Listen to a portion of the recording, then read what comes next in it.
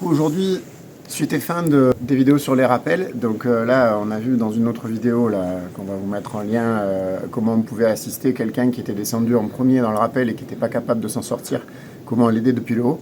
Là, on va voir ce que peut faire celui qui est descendu quand il se retrouve soit en bout de corde comme un couillon, soit qu'il s'aperçoit qu'il est descendu dans un mauvais endroit et qu'en fait il faut qu'il remonte. Préambule à ça, c'est important quand même quand vous amorcez une remontée sur corde d'avoir un peu de conscience de où passe la corde, si elle frotte pas trop, parce que vous allez remonter et descendre sur une corde, c'est assez banal, mais remonter dessus, ça fait des à-coups qui font que la corde elle pourrait se couper, donc des fois peut-être que la meilleure solution c'est quand même de ne pas remonter. Mais bon, ça c'est contextuel. Donc on va essayer de faire cette manip dans le pire des cas, donc pendu comme une saucisse. Évidemment, si vous devez faire cette même manip en étant avec des spits à côté ou qu'il y a une petite vire, il vaudra évidemment mieux vous poser sur la vire et le faire attacher à un spit plutôt que pendu dans le vide. Mais on va essayer de faire deux choses, c'est montrer comment on peut le faire avec très peu de matos et dans la pire des situations, donc pendu avec aucune assistance ou quoi que ce soit. Donc la manip habituelle, dans ce cas-là, donc je suis descendu de manière assez conventionnelle, donc reverso en haut, mâchard en dessous. Je me suis arrêté, j'ai été malin un peu avant la fin de la corde qui s'arrête là. Et donc du coup, la manip classique, c'est de prendre un autre autobloquant, de le mettre au-dessus, là comme ça. Voilà, donc j'ai fait un autobloquant au-dessus. Je mets par exemple une dégaine. Là de toute façon on est en sécurité parce qu'on attend on est sur deux choses. Et en plus on a la corde qui est avec un nœud embuté. Donc là pour l'instant on peut bricoler sans trop se préoccuper. Et là ce qu'on va essayer de faire. Alors si vous avez une longe réglable, c'est l'occasion jamais de vous en servir. Vous la mettez là et vous soulevez là-dessus. Ça va libérer ça et la suite de la manip. Moi j'ai fait exprès de ne pas avoir de longe réglable. Donc ça je le mets au plus bas. Là vous faites avec la corde un cabestan autour de votre pied. Comme ça qu'il faudra régler. Tac, et avec le cabestan, vous allez venir vous clipper sur le mâchard et le pousser le plus haut possible. Voilà, donc ça c'est super, là vous pouvez enlever le câble. Et du coup, cet autobloquant, il est au-dessus du système. Donc ça vous permet de manière assez facile. Là, je peux démonter l'autobloquant, puisque le reverso, puisque j'ai l'autobloquant. Donc on va le démonter. Voilà, et donc si vraiment on est dans la dèche, on peut utiliser ce même mousqueton pour mettre le reverso en mode remontée. En fait, j'ai installé le reverso de la même manière qu'on l'installe au relais pour assurer un second, mais tête en bas. Donc en fait là, il est autobloquant. Donc j'ai ce truc là, j'ai ça. Donc là, il faut que je me réorganise un peu, mais là, la manip elle commence à devenir facile. Donc si vraiment j'ai absolument rien, je passe la corde là-dedans et je récupère du mou. Donc comme ça. Là, je vais tirer comme ça, là je m'auto-moufle. Voilà, ça va récupérer du mou, donc j'ai récupéré du mou là-dessus. Alors sachant que maintenant, là, quand on est sur un reverso avec des mousquetons de sécurité comme ça, qui est fermé, on est en sécurité. C'est la même situation que quand on assure quelqu'un. Donc là, ça permet de démonter ça, hop, hop, et de remonter. Alors si on a une pédale comme ça, eh ben c'est super. On la met là. Fuit. Voilà, et donc ça nous fait une pédale et on peut choisir soit de remonter comme ça, soit de remonter en mettant un point de renvoi là. Voilà, on peut un point de renvoi là. Hop, et là on peut en fait à la fois pédaler ou s'auto-moufler comme ça. C'est pas la grosse efficacité, mais ça permet quand même de remonter sans trop forcer, même si on n'est pas trop à l'aise. Cette pédale, si jamais vous n'avez pas de pédale pour la faire, vous avez toujours la réserve de corde pour la faire. C'est-à-dire que ça, vous pouvez le remplacer. Vous pouvez très bien choisir de prendre un bout de corde comme ça. Hop, vous le mettez ici. Vous réglez à peu près 1 mètre. Votre pied dedans là. Voilà, et ça va vous faire une super pédale sans pour autant avoir une sangle. Voilà, donc il faut prendre le temps, comme c'est répétitif. Là, en fait, par exemple, là, ça pourrait être pas mal de faire un cabestan. Ça permet de la régler. Parce que si vous perdez 15 cm à chaque fois, tac, donc ça je peux le remonter bien, hop, et je le remonte comme ça. Voilà, c'est pas la grosse efficacité, mais ça remonte quand même. Alors la suite, c'est non seulement vous êtes un peu con, vous êtes descendu au mauvais endroit, avec la mauvaise longueur de corde, et en plus vous avez rien. Donc on va dire qu'on n'a pas de deuxième autobloquant. ce qui est quand même assez réaliste parce qu'en fait, qui se balade avec deux autobloquants? Pas grand monde. Cela dit, on peut faire un autobloquant aussi avec une sangle en minima, ou avec autre chose, ou avec une dégaine. Mais je vous montrerai après dans les astuces. En tout cas, donc on n'a pas de deuxième autobloquant. On n'a pas non plus la sangle en minima parce qu'en fait, on les a laissés à notre collègue. Pensez à un truc quand même, c'est que votre collègue il est au-dessus. C'est pas impossible qu'il puisse vous filer du matos en téléphérique sur la corde. Mais si vous êtes pendu dessus et qu'elle touche, en général vous n'y arrivez pas. Mais bon, on sait jamais. Voilà, donc ça vous l'avez pas non plus. Et donc vous avez absolument rien. Donc là vous arrivez en bout de corde et votre problème c'est que il faudrait vraiment arriver à passer cet autobloquant au-dessus là, mais sauf qu'il est en tension. Alors, il y aurait plusieurs possibilités. Si vous êtes un peu costaud, vous pourriez entourer la corde autour de votre jambe. C'est un peu moche, comme ça, de manière à faire descendre l'autobloquant. Vous voyez, il peut être libre. Donc vous n'êtes pas en danger si vous l'enlevez, parce qu'il ne se passe rien. Vous avez de toute façon les nœuds qui sont juste en dessous, donc si ça part en live, les nœuds vont venir se bloquer là, et vous pourriez démonter ça, le mettre au-dessus, et on se trouve dans la configuration d'avant. Sauf que beaucoup de gens ont une longe là, qui est trop longue, et qui fait que vous n'arrivez pas à manipuler là. Vous voyez, pourtant moi c'est une sangle en 60, et c'est un peu galère quand même de bricoler là. Donc pareil, on va dire que vous ne pouvez pas non plus faire ça.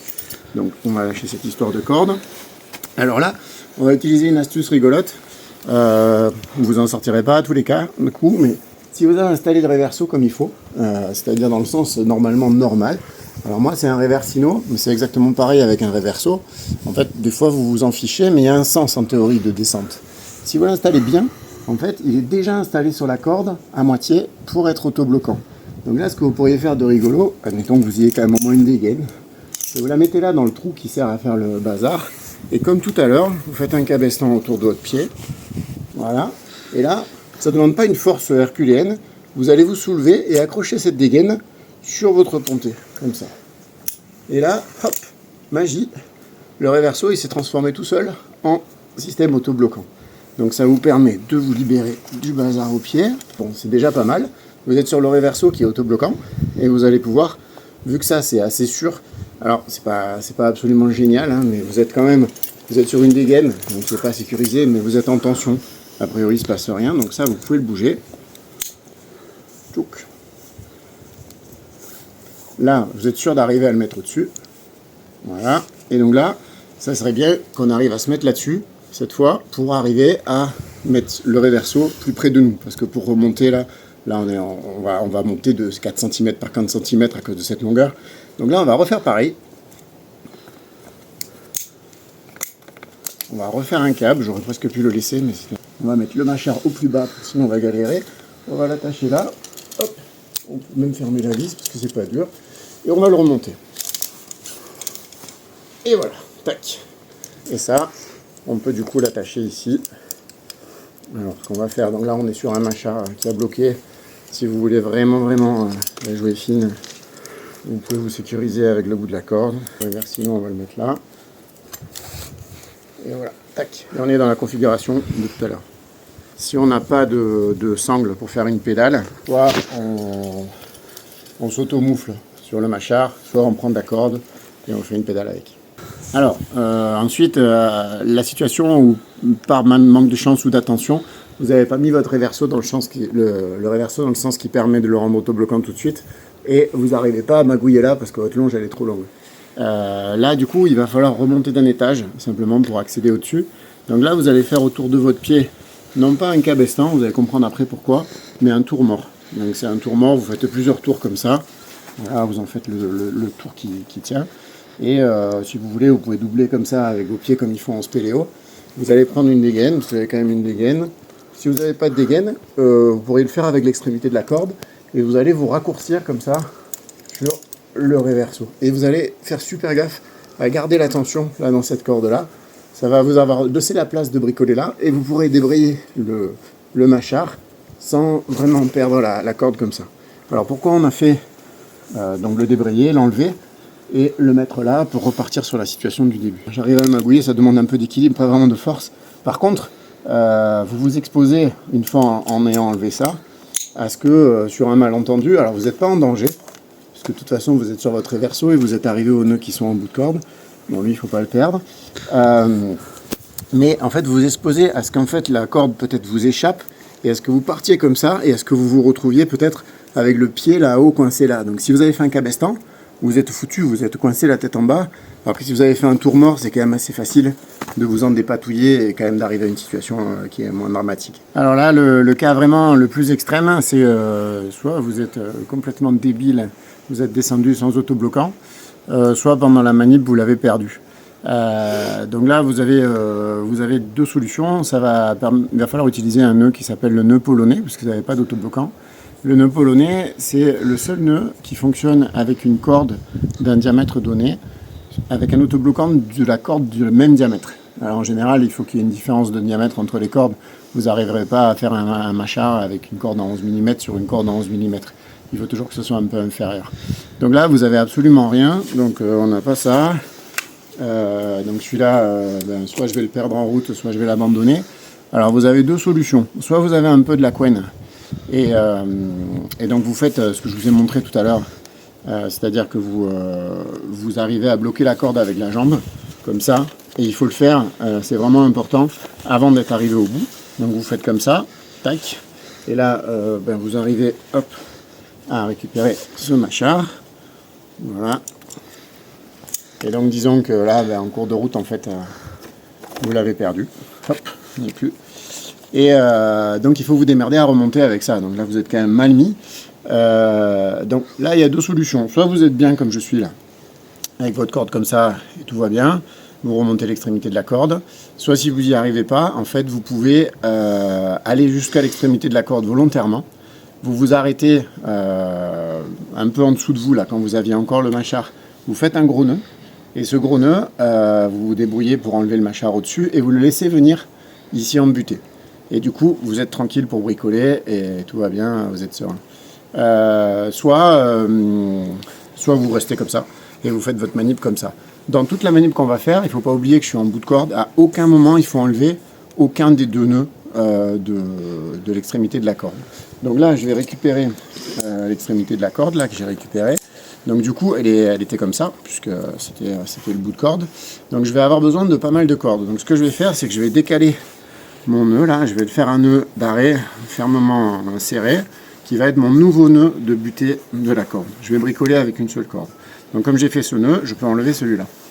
Là, on va faire un nœud polonais. Le nœud polonais, dans la mesure du possible, vous allez le faire au-dessus du reverso. Donc là, si jamais, par contre, votre longe est trop longue, vous le ferez en dessous et vous repartirez sur la même manip que précédemment, c'est-à-dire que le polonais va vous permettre de vous bloquer pour bricoler le reverso et ainsi de suite. Donc là, dans la mesure du possible, on va le faire vers le haut. Alors le polonais, il se fait comme ça. On prend l'extrémité de la corde, sur laquelle il y a toujours un nœud, hein, j'ai toujours mon nœud de butée, et on tourne la corde vers le haut, comme ça, en faisant un nombre de tours qui sont vraiment importants et donnés. Là, je suis bon. Il en faut 6. Alors ça va permettre, une fois qu'on est comme ça, de passer ça en dessous, de choper, de laisser en bas 3 taurons, en haut 2 taurons, de choper celui-là, le sortir, passer la corde dedans, comme ça là, bien tendre, et faire un nœud de butée, qu'on serre bien. Voilà, là on a un nœud polonais qui est bien fait, on le serre bien, et ça c'est le seul nœud qui sur la même corde tient sur la même corde, donc on peut essayer, il monte, et il descend pas. Donc là, on a fait du bon boulot. J'enlève toujours pas ce nœud de corde parce que c'est ma butée. Par contre, bon, si j'ai un mousqueton, je fais un cabestan là, je le tends. Et voilà, tchouk. Et donc là, si mon polonais marche, je vais le pousser quand même pour gagner autant que possible. Si mon polonais marche, je vais pouvoir, donc là pour l'instant je suis toujours pendu sur le tauron de ma jambe. Si j'étais pas pendu sur le tauron de ma jambe, je serais sur le nœud qui est embuté. Et là, je fais doucement coulisser le reverso en soulageant la jambe. Enfin, je le fais délicatement histoire d'être sûr que le polonais fonctionne. Voilà, le polonais il fonctionne. Donc là du coup ce qu'il y a de super, c'est que j'ai mon reverso et j'ai le nœud embuté. Alors là vraiment, il ne s'agit absolument pas d'enlever le reverso comme ça de manière banale. Le nœud polonais, c'est même pas un bloqueur ou un demi-bloqueur, c'est un nœud de bricolage. C'est un nœud d'urgence qui pourrait très bien sauter. Je ne sais même pas au juste s'il y a eu des tests de résistance qui ont été faits dessus. Donc du coup là, surtout, contrairement à ce que je faisais tout à l'heure quand j'étais sur un vrai machar en bonne et due forme, j'enlève pas ça. Alors ce que je peux faire, c'est que le nœud que j'avais fait là, je l'attache là. Hop. Voilà, ça on n'y pense pas assez souvent. Et donc là, du coup, je suis longé. Donc là, je peux tout à fait bricoler mon reverso. Voilà. Que je vais mettre en position de remonter. Et là, ça y est, je vais de nouveau pouvoir être en situation de remonter. Alors ça, par contre, le reverso mis dans ce sens-là, avec les vis fermées, c'est réputé fiable. Donc il me manque une pédale pour remonter. Donc je vais récupérer mon polonais. Je vais m'en défaire. Alors, ça va me faire une pédale. Voilà, et donc du coup, avec mon polonais, je vais remonter comme ça, petit à petit. C'est un peu chiant, mais ça marche. Rien m'empêche aussi, si j'ai envie, de faire un petit nœud ici et de passer cette corde-là pour faire un système d'auto-mouflage. Voilà, donc c'est la fin de ce long épisode triptyque sur les rappels. Les rappels, c'est jamais banal. C'est en fait souvent dans une course, c'est ça qui pose problème. Il y a beaucoup d'accidents qui ont lieu dans les rappels et pas forcément dans l'ascension elle-même. Et c'est quelque chose pour lequel il faut de la préparation. Ça vaut le coup aussi d'avoir le temps de les faire. C'est souvent pour ça aussi que dans le Verdon, par exemple, on les fait le matin quand on est frais, mais quand on fait une ascension et qu'ensuite on doit redescendre, souvent on est fatigué, énervé, pressé par le temps. C'est des manips où il faut avoir des automatismes. Moi je trouve que c'est bien aussi s'il y a quand même une interconnexion, si la cordée continue dans les rappels, c'est-à-dire que si quelqu'un a une embrouille dans un rappel, à la fois c'est intéressant que lui-même sache s'en dépatouiller, c'est bien aussi, c'est une certaine responsabilité quand on grimpe avec quelqu'un, de savoir qu'il va pouvoir mettre un peu la main à la pâte pour nous sauver si on est coincé. C'est quand même quelque chose qui est assez fréquent. Il y a eu des accidents assez dramatiques récemment dans des rappels, alors que ça devrait quand même être une manip assez basique. Et après, pareil, sur la préparation du matos, ça se prépare un rappel. C'est quand même malheureux de descendre avec les mauvaises longueurs de corde, pas d'autobloquant, avec le deuxième qui est en haut, qui a toutes les dégaines. Enfin voilà, c'est quelque chose qui est un peu fâcheux.